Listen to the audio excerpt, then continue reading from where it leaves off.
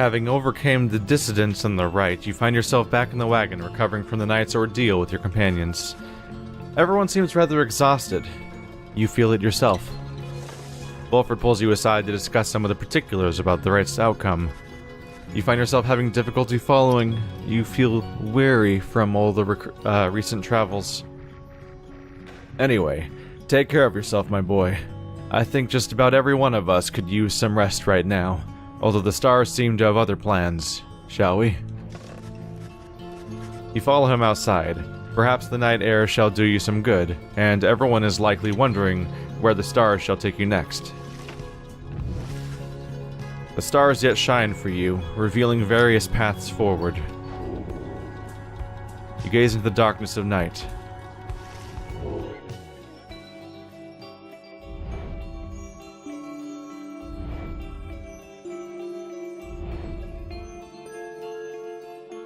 There's a few options there. What do we have here? You again, the Pyre hearts. Oh, this prick over here, Mr. Tree Guy.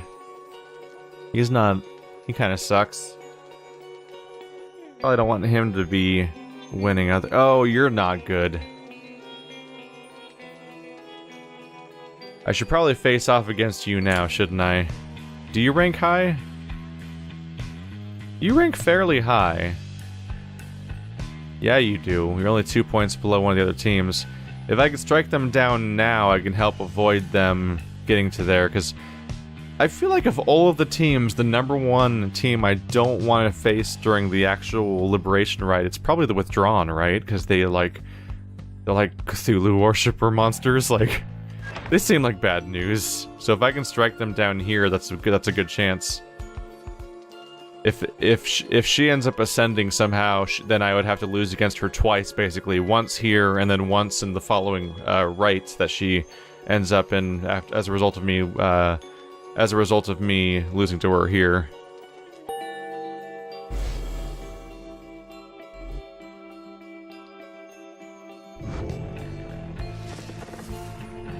The Withdrawn and Witch Udmilda have designs upon the rites that have nothing to do with being free again. What they seek, no one in good conscience could abide. He then reveals what he has learned of her and her designs. Witch Udmilda, one of the bog dwellers and head of the Withdrawn, a triumvirate more interested in the legends of Ishak, the astral-born, than in the rites. Her kind was known to be reclusive in the Commonwealth, yet she was brazen in her disdain for common values. She practiced the unspeakable. Somehow, one day, her research into flammable reagents grew into an obsession with Ysalk. Thus, despite widely held belief that he is dead, or never did exist. But Udmilda held that Ysalk is merely dormant, and shall someday be reborn, with newfound hunger, which could only be sated by devouring the world. Then at last, could Ysalk return to his glorious home, and Udmilda could go with him. When Commonwealth officials showed up to take Udmilda for spreading unrest, she was all too eager to comply. After all, a sentence to the downside meant being that much closer to Ysalk's resting place, where she believed she had much work to do, where the Withdrawn stood ready to assist. She speaks in seeming riddles, yet the thread of her intentions, I think, cannot be dismissed. Let us be on our guard, and therefore, let us rest now while we can. So I should try to face off against everyone during this phase, because it seems like we're going to slowly learn about the motivations of all these characters, some of which are more harmful than other ones. Like Barker, he's fine. Like, I had to take down Barker so that we could get Ruki's family into a better situation. But after that, like, he's just like a troublemaker. It's like, so who gives a crap? And frankly, his general demeanor means he'd probably just get banished again. So if anything, the biggest problem with getting Barker a chance to escape is that he might just waste it by getting banished again, if that's even a thing. But some of these other characters are just like genuinely a problem. Interesting how both the characters that I have least problem with escaping if we were to lose against them are probably both the dog characters. Huh. You bid Volfred a restful night, in kind. It is too late to take flight, so you expect to press onward come daylight.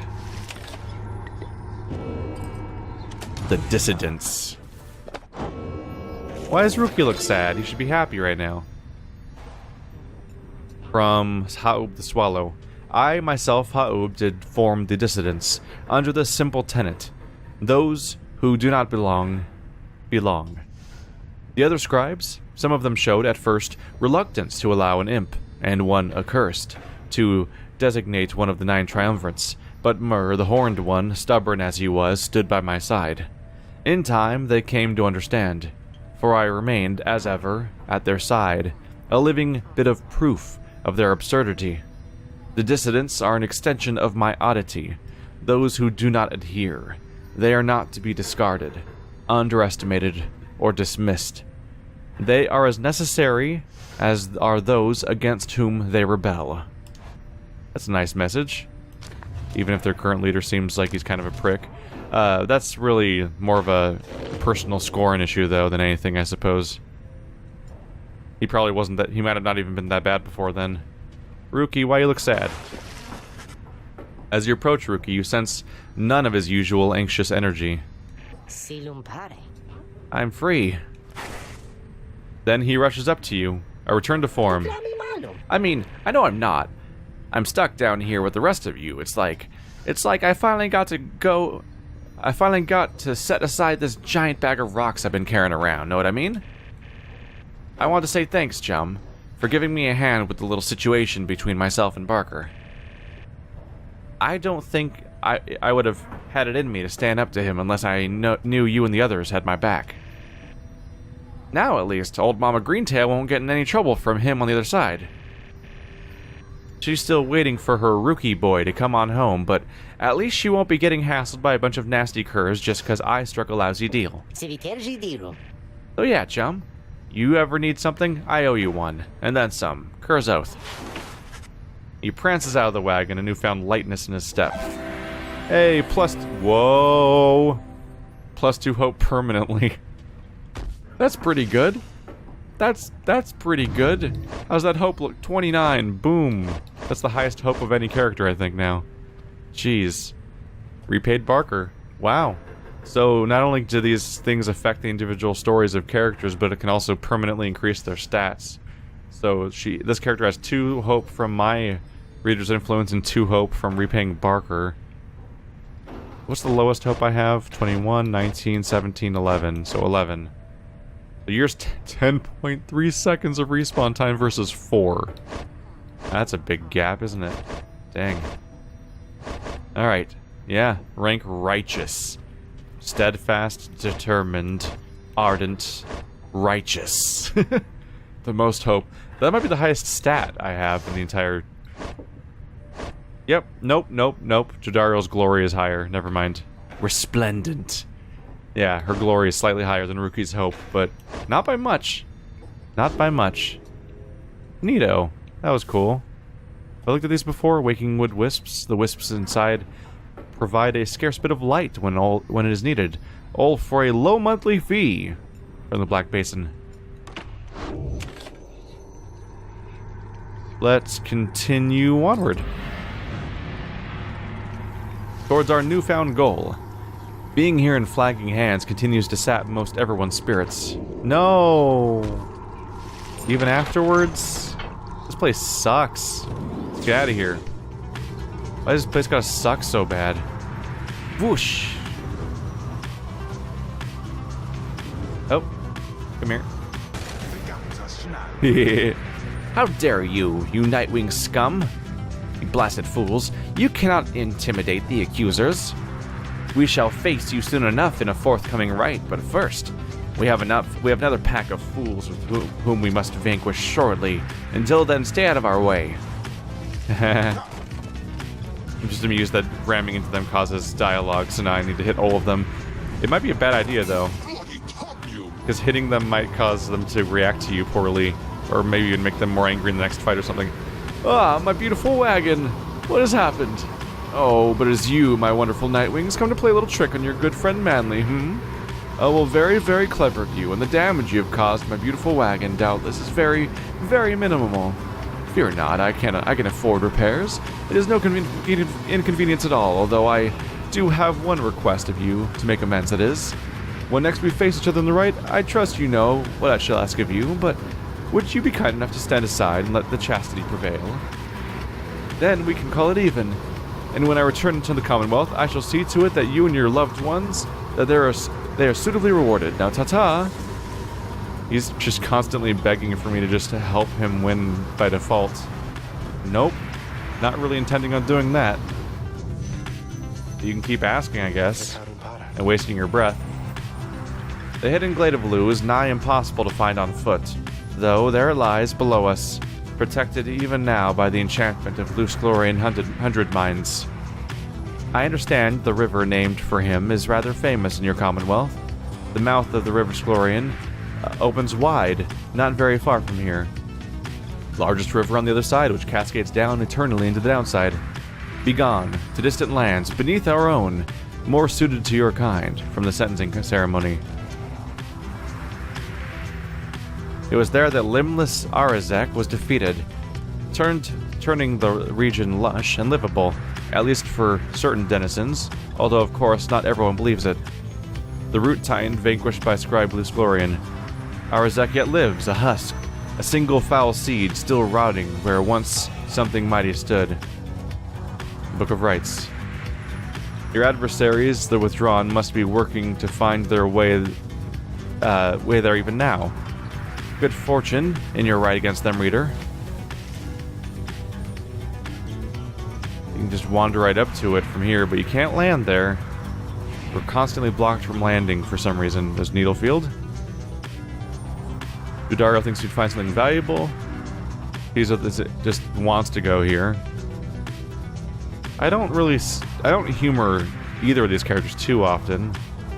But I kind of could go either way. But the last time I think one of the last times I humored Jordario led to bad things happening, and she's been in the party the longest. Let's go ahead. The Beyonder Crystal seeks Sir Gilman. I'm probably better at playing as Sir Gilman than as Tizo, at least. You call upon me for some purpose, my reader. What's on your mind? Leave me alone, reader. I am in no mood to talk to you at this time. She's concerned about something, but you cannot sense what, and she refuses to say. I see little need to keep on blathering about to you, as I once did. I should not have let you in. Begone. My services are yours, but this place is my own. Oh, hopefully she comes around. That's a bummer that she's just kind of changed her mind. You need not ask me twice, simply verify which one of yours shall be the subject of my scrutiny. It's you this time! You came up surprisingly quickly. Am I going to get any more characters soon? Because otherwise we're going to be out of people to do this to, actually. You ask Sandra to administer one of her special trials for Sir Gilman, the ridiculously fast character. You think that dimwit I almost said wyvern. Do you think that dimwit of a worm has any chance? Perhaps you are correct, though I put little stock in him myself, though let us bring him forth. Soon, Sir Gilman appears and heeds the summons. Master Reader, is this knight perchance in trouble or something? Nope. Well, kind of. You're about to be in trouble, and that you're about to be surrounded by a lot of trouble. But, you know.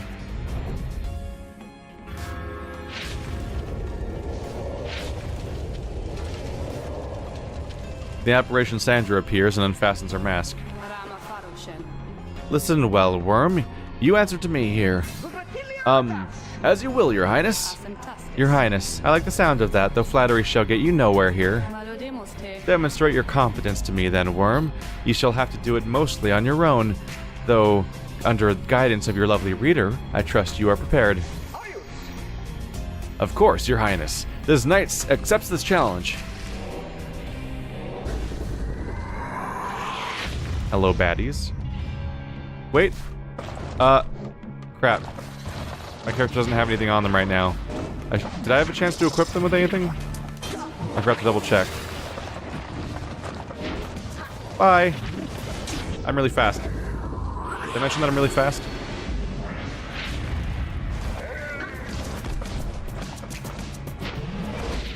Yep. It's getting me in some trouble right now because they're kind of blocking me right now. You stop blocking me? Yep.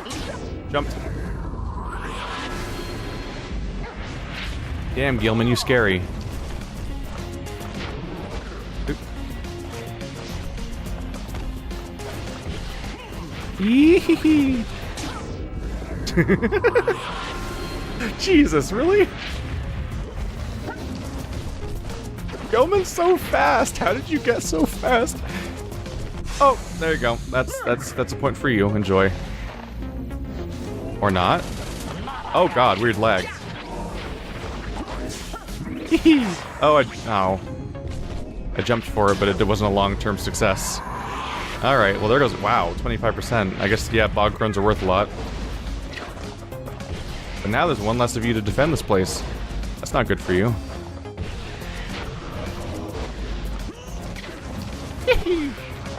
No, I jumped too far. That's bad.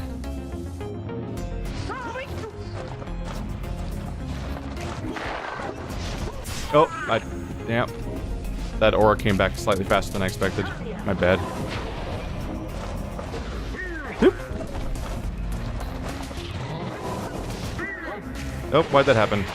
Oh, because I temporarily caught it for a moment there, which made everything confusing for a bit.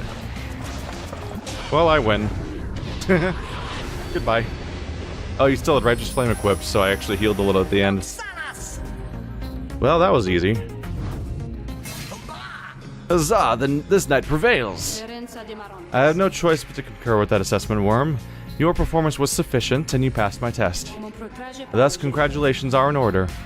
To you, and to your lovely reader. Now farewell. Well, that was incredibly easy. He's so fast. He's so fast that in the other mission we did, there were so many hazards that I had a lot of trouble dealing with how fast he was. But that map was like nicely shaped. It was almost like a Diddy Kong Racing like versus map. Like it was so conveniently shaped for dashing around. Master Reader, this knight is humbled after having passed that sorceress test.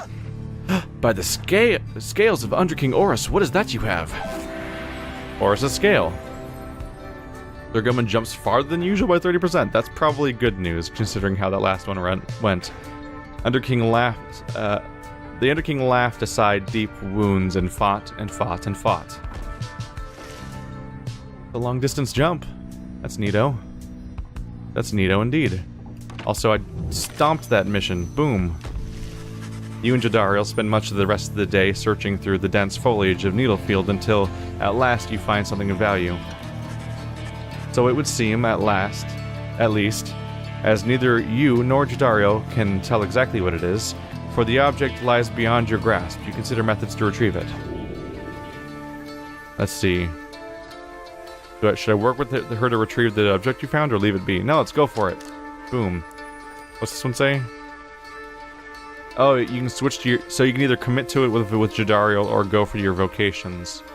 Ah, vocations is really tempting, but I want to, like, show faith in one of Jadariel's ideas, because that one where we, like, took an alternate route away from the Harpies didn't work out. Make time to retrieve the item. In doing so, you will give up the time you could spend on vocations, such as studying or mentoring. After toiling away for some time, at last you find the object that you sought within your grasp. You and Jadariel take a moment to examine it. Fire caps, worth 75. That's decent. It's not bad. There we go. Oop. Here again. It's you. Are you here? Look how fiery he is. Sir Gilman is fuming in anger over something, so much so that you are hesitant to approach him, but you approach him anyway. Exile is too light a sentence for this knight. He notices you, and seizes up. He begins acting rather nonchalant, as though his outburst did not just transpire. Oh, greetings to you, noble Master Reader. What brings you to this knight this afternoon? He's attempting to make small talk. Is everything alright? Such a venting of emotion is uncommon even for the likes of this particular Worm Knight. You maintain a gentle tone with him and ask whether there is something he might wish to discuss. Sir Gillen perhaps could benefit from talking through his woes. He stands there for a time, silent and dejected until then. But then, Master Reader, this knight cannot escape the horrors of his past. It seems that you would hear him, then you have this knight's apologies ahead of time for burdening you further with his troubles. Having said that, here, then, are the troubles you requested. You are, of course, familiar with the siege of the Spiral Sanctum. For this knight, the memory of it is like a wound which will not close. This knight stood there on the front lines whilst the High-Wing remnants descended upon us. So furious was their assault that our chain of command was ruptured instantly. We of the Sea Domain, we require orders to perform our duties. Without such orders, why, we surely made a very easy target there that eve. One by one, then two by two, they picked us off, becoming bolder, some of them, shrieking with laughter all the while. This night, he saw his comrades cast aside, like sea flies. How this knight survived, he does not know for certain even now. Perhaps it was that he attempted to pursue and to detain his own knight commander, whom you met when you first met this knight. That cursed Sir Deluge. If not for his craven cowardice, the Spiral Sanctum, it might have held, at least a while longer. But, instead, we were routed, rendered spineless both in form and deed. Sir Deluge was first to turn and flee, as our chain of command crumbled. And as for this knight, he failed to catch his knight commander. He must have looked a coward too. Thus came the time for penance. And this knight, why, he insisted on the only course of action reasonable. He insisted on the sentence to the downside. And as you can plainly see, his wish was then fulfilled. How absurd that he should re-encounter his old knight commander here soon after. Thus did this knight become obliged once more to Sir Deluge. We took to the waters of the Sea of Solace, where soon we met the Pyre Hearts, a triumvirate exclusive to our kind. It was plain to see that they lacked wherewithal, and Sir Deluge, they thought he could provide it, the leadership they sought, and his was too much of a coward to decline. But for this knight, being of the Sea Domain, he had little choice but to comply, or so at first he thought. When he encountered you in the Nightwing, something awakened within him. With so little honor left to lose, and so much left to gain, it became eminently clear that this knight stood a better chance within your ranks than those of Sir Deluge. And there is little left to say. This knight cannot escape his past, and yet he chooses to believe that he was spared that day not merely by coincidence. Perhaps Under King Horus yet has plans in store, in which this knight may play a part. This knight, he clings, however vainly, to that hope. He slithers away, his head bowed low. It seems best to leave him be for now, since he feels relieved at having shared all this. Wonder if I should go back to... I guess it's another reason to go after that particular leader, huh?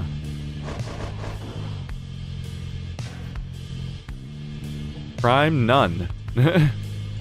He survived the siege of the Spiral Sanctum, though technically did no wrong. As mercy guides our hand... Oh, that's the same as always. So yeah, there's no motive for his crime, because there was no crime. Scorpus. He was born of the 3rd of 11th moon, suggesting he's driven and fixated. One's astral sign, blah blah blah. Those always stay the same. I'm used to the bottom description changing from stuff to stuff, but not on these screens. So he's been here for 3 years, because he was in a regiment that committed a crime, basically. Don't know you yet. You don't have a crime because you're TSO. You're unknown. You're a smuggler. Unknown. We'll get through some of these names, these descriptions yet. But yeah, so far we have a character that struck a bad deal and a character that, technically committed no crime. Great. Listen, I want all of you to go free. The question is, will I have the option in the first place, though? For all of you. Only way forward is forward. But I'm sure he would like to have a showdown against his own leader later. Right, because he wasn't, when we face off against the coward, he wasn't in the crew yet. Although he did get to face off a little bit in that one showdown that happened. The Glade of Lu, one of the downside celestial landmarks. You are to conduct rites here soon against Udmilda the Withdrawn. En route to the Glade of Lu, the wagon comes to a sudden halt. That does it. I am leaving. The cause of Jadariel's outburst soon becomes apparent. Well, reader darling, at least some of us know how to take a joke, wouldn't you say? Look, she was reminiscing once again about her soldier days, and I just happened to point out, I may have suggested the fiery destruction of the Spiral Sanctum happened on her former unit's watch. I mean, didn't it? Not that she would have made much a difference had she been there herself. She ought to thank the saint that she was spared by her exile here. I thought she held no love for your commonwealth. I shall never understand what it is your people ever saw in that dreadful place, but I guess I hit a sore spot. I should probably apologize. Yes, you probably should apologize. Let's just not... Like, she was in a squad of people that she was loyal to, and then she was exiled, but, like, the people in the squad she would still feel loyalty to and care about. So, you mocking the fact that her squad probably died there is probably not a good subject to broach. He swoops off. There's no sign of either of them.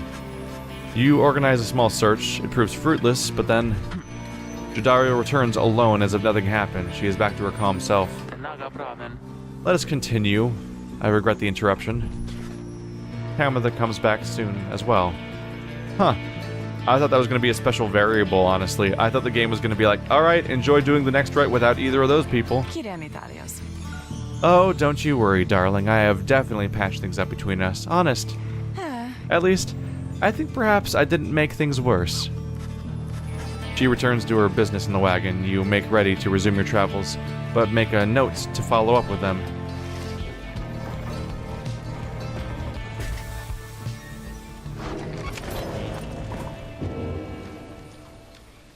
Glade of Lu and the Freedom Pact. What do we have here? The Freedom Pact. We rid the law of an impending doom, but we faced another of its kind, for we knew that we were trapped. Yet for each danger which we faced, for every failed ambush by the Arch, we met with gentle souls and kindred spirits in the downside who served more than to fade from memory within this land.